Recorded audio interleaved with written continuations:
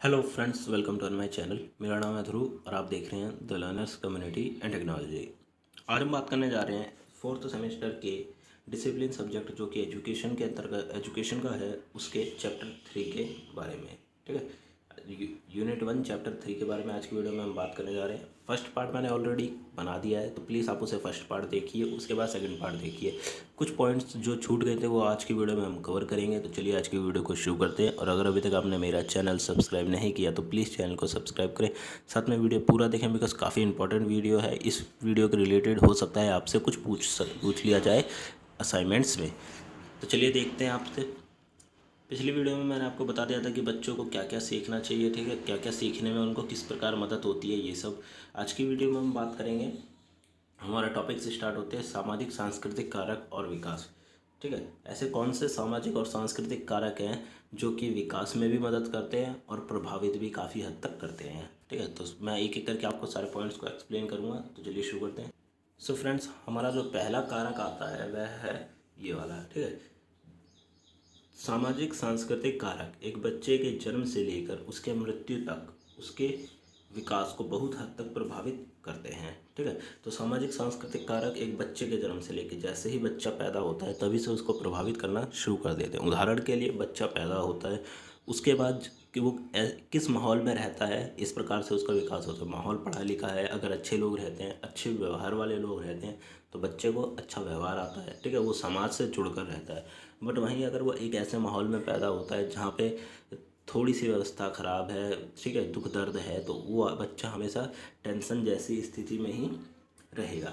ठीक है, तो उसके जन्म से लेकर उसके मृत्यु तक उसको क्या करते हैं, प्रभावित करते हैं। उसके बाद प्रत्येक बच्चा अपने सामान्य परिवेश के साथ संवाद करने में उल्लेखनीय है।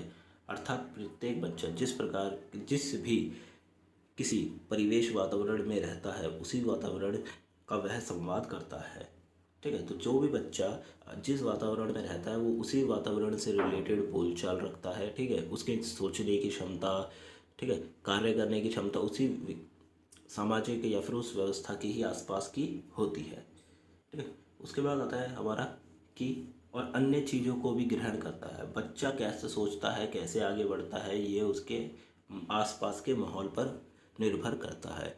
ठीक है, बच्चा किस प्रकार की सोच रखता है। अगर बच्चा एक प्रकार से, आप सपोज़ करिए कि आप एक ऐसी फैमिली में पैदा हुए हैं जिस फैमिली में सारे के सारे लॉयर्स हैं। ठीक है, तो पहली बात तो कि वहाँ पे सारे पढ़े लिखे हैं, तो आपको एक अच्छा बेस मिल जाता है, स्टडी रिलेटेड बेस। ठीक है, एजुकेशन का बेस मिल जाता है, तो वहाँ पे आप भी पढ़ना चालू करेंगे। दूसरा, उसमें आपको किस प्रकार का व्यवहार सिखाया जाएगा, ये सब उस परिवार के ऊपर निर्भर करता है। उसके बाद आता है नेक्स्ट पॉइंट कि बच्चे के जन्म के कुछ समय बाद उसको खुलापन दिया जाना चाहिए। खुलापन बच्चे को प्रभावित करता है। ठीक है, तो बच्चे के जन्म के बाद अगर हम बच्चे को हमेशा ज़िंदगी में दबाव ही देंगे, जैसे कि हम आजकल के, मैंने काफ़ी आसपास की फैमिलीज़ में देखा है कि बच्चे के ऊपर प्रेशर रहता है कि बेटा आप पढ़िए पढ़िए पढ़िए। ठीक है, तो बच्चा ना ही पढ़ पाता है, ना ही वो कुछ अलग कर पाता है। ठीक है, तो एक प्रकार से कि बच्चे को पैदा होने के एक निश्चित उम्र के बाद, एक जब निश्चित उम्र हो जाती है कि वो सोच सकता है, समझ सकता है, तो उसको हल्का सा खुलापन देना चाहिए। फैमिली को उसके ऊपर प्रेशर नहीं बनाना चाहिए, या फिर समाज को। ठीक है, प्रभावी ये उसके क्या करता है, उसके सोचने की क्षमता को भी प्रभावित करता है कि वह किस प्रकार अपना ख्याल रखता है और दूसरों के साथ संबंध रखता है। ठीक है, तो अगर हम उसे खुलापन नहीं देंगे तो हमें नहीं पता चलेगा कि वो किस प्रकार अपना ख्याल रखता है या फिर वो किस प्रकार चीज़ें करता है, और ना ही वो कोई अच्छे संबंध लोगों से स्थापित कर पाएगा। और अगर इस अच्छे संबंध नहीं होंगे तो ये उसके लिए काफ़ी कठिनाई की बात है। खुलापन के द्वारा उसकी मानसिक अवस्था तथा वास्तविकता भी विकसित होती है। ठीक है, अगर बच्चे को खुलापन मिलता है तो उसकी मानसिक अवस्था किस प्रकार की है, उसका विकास होगा। उसके बाद देखें हम नेक्स्ट पॉइंट अपना। उदाहरण के लिए पश्चिमी यूरोप और अमेरिकी देश, ये अमेरिकी देशों थोड़ा अलग अलग होगा, ठीक है, में बच्चे आमतौर पर अपने दिलचस्प गुणों के आसपास खुद को चित्रित करते हैं, जैसे कि मैं स्मार्ट हूँ, मैं ड्राइंग में अच्छा हूँ। ठीक है, तो यहाँ पे उदाहरण दिया गया है देशों के बारे में कि पश्चिमी यूरोप और अमेरिका के दो देश हैं, वहाँ के जो बच्चे हैं वो जिन चीज़ें, मतलब अपने आप को कुछ इस तरह प्रेजेंट करते हैं कि वो मैं स्मार्ट हूँ या फिर मैं ड्राइंग में अच्छा हूँ। इसका मतलब है कि वो दिखाते हैं लोगों को कि हाँ मैं अच्छा हूँ। ठीक है, इस प्रकार से अगर बच्चा सपोज करने लग जाता है तो उसके सोचने और समझने की क्षमता भी विकसित होती है। कुछ बच्चे सामाजिक सरोकार द्वारा खुद को चित्रित करते हैं, जैसे कि मैं अपने माता पिता का अच्छा बच्चा हूँ या फिर मैं एक अच्छा छात्र हूँ। कुछ बच्चे समाज के द्वारा मतलब एक प्रकार से हम कह सकते हैं कि हम किसी और के नाम पे अपने आप की अच्छाइयाँ बता रहे हैं। ठीक है, मैं माता पिता का बच्चा हूँ, ठीक है, मैं माता पिता का बेटा हूँ, इस प्रकार से। दूसरा, मैं एक अच्छा छात्र हूँ, मतलब ये एक टीचर का एक अच्छा छात्र है।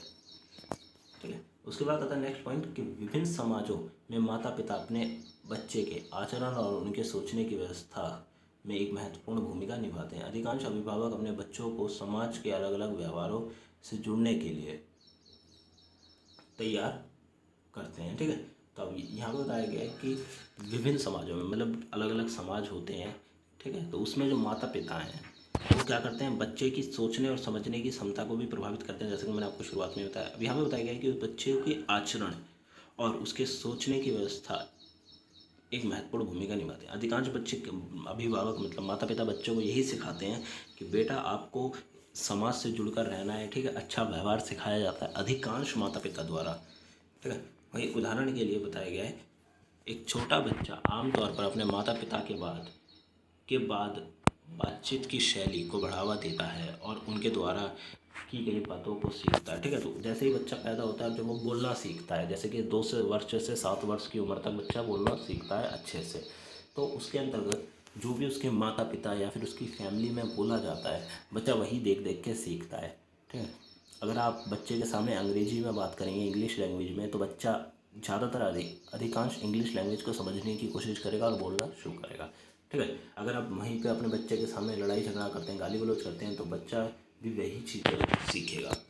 ठीक है, तो बच्चा अपने माता पिता से अधिकांश चीज़ें सीखता है। फिर आता है नेक्स्ट पॉइंट कि सामाजिक साथियों के बच्चे के सीखने की प्रक्रिया को भी प्रभावित करते हैं। ठीक है, समाज में बच्चे के किस प्रकार के साथी हैं ये बच्चे के सीखने की जो क्षमता है उसे एक हद तक प्रभावित करते हैं। किसी विद्यार्थी को किस प्रकार के साथी ही मिलते हैं ये उसके सीखने की प्रक्रिया का एक महत्वपूर्ण पक्ष है, और शिक्षार्थी को मददगार साथी ही मिलते हैं। ठीक है, तो अगर शिक्षार्थी को मददगार साथी मिलते हैं तो एक स्टूडेंट है स्कूल में सपोज करिए, ठीक है, उसको किस प्रकार के साथी मिलते हैं क्लास में, ये उसके किस चीज़ को प्रभावित करता है, उसने सोचने की क्षमता को। अगर उसको एक मददगार साथी मिलते हैं तो उसको एक तरफ ये मदद हो जाती है। ठीक है, मददगार साथी मिलते हैं तो उसकी पढ़ाई और अन्य क्षेत्रों में मदद हो जाती है, तो उसे कठिनाइयों का सामना नहीं करना पड़ेगा। वहीं अगर कोई विद्यार्थी पिछड़े वर्ग से आता है तो उसे अपने पढ़ाई और बाकी कार्यों में कठिनाइयाँ महसूस होगी एवं उन्हें समस्याओं को सुलझाने के लिए भी मदद की बहुत आवश्यकता होगी।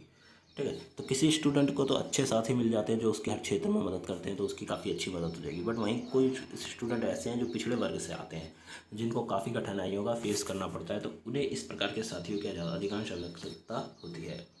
फिर आता है विद्यार्थियों की शिक्षक स्थिति किस प्रकार की है, यह उसे सीखने की क्षमता को सकारात्मक और नकारात्मक प्रभाव डालती है।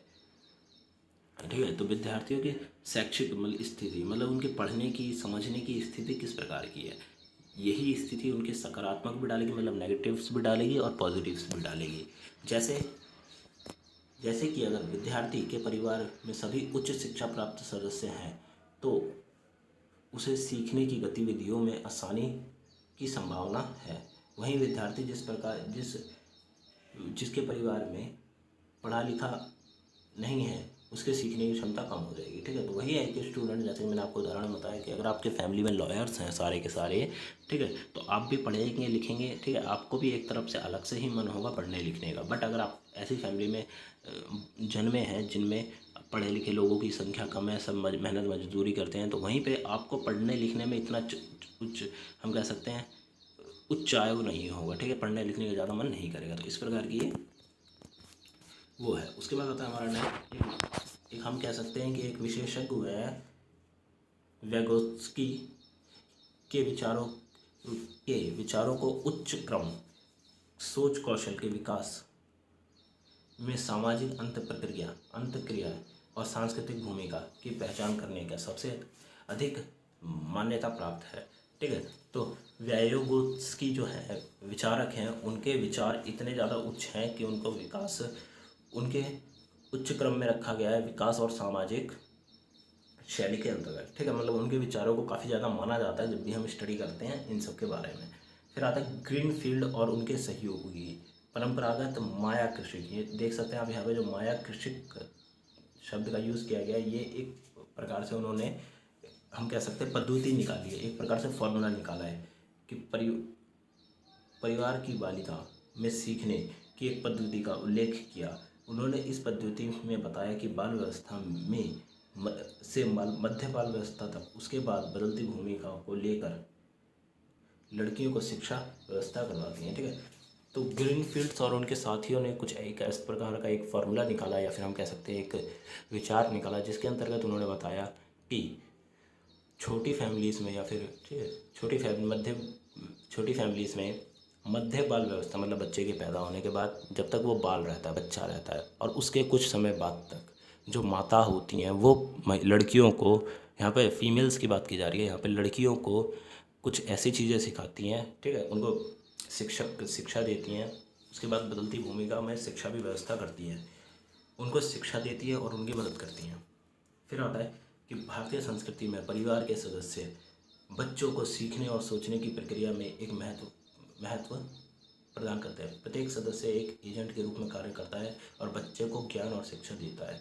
ठीक है, अगर हम बात करें भारत में किस प्रकार की व्यवस्था है इस टॉपिक के अंतर्गत, तो भारत के जो संस्कृति है वहाँ पे एक परिवार है, परिवार मिलजुल कर रहने वाले परिवार है। ठीक है, तो वहीं उसमें देख सकते हैं कि इस प्रत्येक परिवार का प्रत्येक एजेंट बच्चे के प्रति कुछ ना कुछ करता है। ठीक है, बच्चों को कुछ ना कुछ सिखाता है। इस प्रकार की भारत में व्यवस्था है जिससे वह बच्चा समाज में एक अच्छा व्यवहार और संबंध स्थापित कर सके। तो प्रत्येक सदस्य एजेंट के रूप में कार्य करता है और बच्चे को ज्ञान देता है और उसको कुछ नया सिखाता है। अब उसके बाद आता है बड़े परिवार में एकल परिवार के बच्चों की तुलना में खाने और सोने के संबंधी विकार, अकारात्मकता, सामाजिक अव्यवहार और अपराध जैसी व्यवहारिक संबंधी समस्याओं की रिपोर्ट काफ़ी कम है। ठीक है, अब यहाँ पे आप देख सकते हैं कि यहाँ पे दो परिवार है, ये वाला और ये वाला। ठीक है, ये वाला परिवार है एक प्रकार से हम कह सकते हैं बड़े परिवार है, इसमें बहुत सारे सदस्य हैं, और ये वाला छोटा परिवार है जिसमें एक माता, एक पिता, दो बच्चे। ठीक है, तो अब आप उदाहरण के लिए समझिए कि इतना बड़े परिवार में बच्चों को इतने सारे लोग हैं सिखाने के लिए, तो बच्चों को कोई भी जैसे कि खाने सोने के संबंधी जो विकार होते हैं, बीमारियां होती हैं, वो असामाजिक व्यवहार, अपराध जैसी समस्याओं का सामना नहीं करना पड़ेगा। बट अगर यहीं पे बात करें छोटे परिवारों की, तो छोटे परिवारों में दिक्कत ये होती है कि माता पिता अगर फैमिली मेम्बर्स जॉब वाले हैं तो बच्चों का ध्यान कोई नहीं रख पाता और बच्चे गलत राह पे चले जाते हैं। ठीक है, तो यही उदाहरण है कि बड़े परिवार में बच्चे कुछ अच्छा सीख जाते हैं और छोटे परिवार में वही सीखने में उन्हें कठिनाइयाँ पैदा होती हैं। उसके बाद आता है नेक्स्ट पॉइंट कि महिलाओं के उत्पीड़न, मार पिटाई और परिवार की संपत्ति में महिलाओं की निम्न हिस्सेदारी आधुनिक भारतीय परिवार की एक पुरानी समस्या है। ठीक है, तो जैसा कि आपको पता ही होगा कि पुराने समय में भारत में महिलाओं के प्रति मार पिटाई होती थी, साथ में उन्हें संपत्ति में हक भी नहीं दिया जाता था। ठीक है, तो और साथ में हक नहीं दिया जाता था, परंतु वर्तमान में इस स्थिति में थोड़ा सुझाव वो हो रहा है, कह सकते हैं कि ठीक हो रही है ये स्थिति। महिलाओं को प्रति उत्पीड़न भी कम हो गया है और साथ में महिलाओं को संपत्ति में वो भी मिल रहा है। ठीक है, तो ये थी आज की वीडियो। अगर आपको आज की वीडियो अच्छी लगी तो वीडियो को लाइक करें, चैनल को सब्सक्राइब करें, शेयर करें एंड कमेंट करें। टेलीग्राम के ग्रुप को ज्वाइन करें, डिस्क्रिप्शन बॉक्स में उसकी लिंक दी गई है। ठीक है, और अगर आपको कुछ भी समझ नहीं आया तो मेरे से आप कमेंट बॉक्स में पूछ सकते हैं एनी टाइम, मैं आपको जरूर कमेंट का रिप्लाई दूंगा। तो मिलते हैं अगली वीडियो में। Thanks for visiting on my channel guys.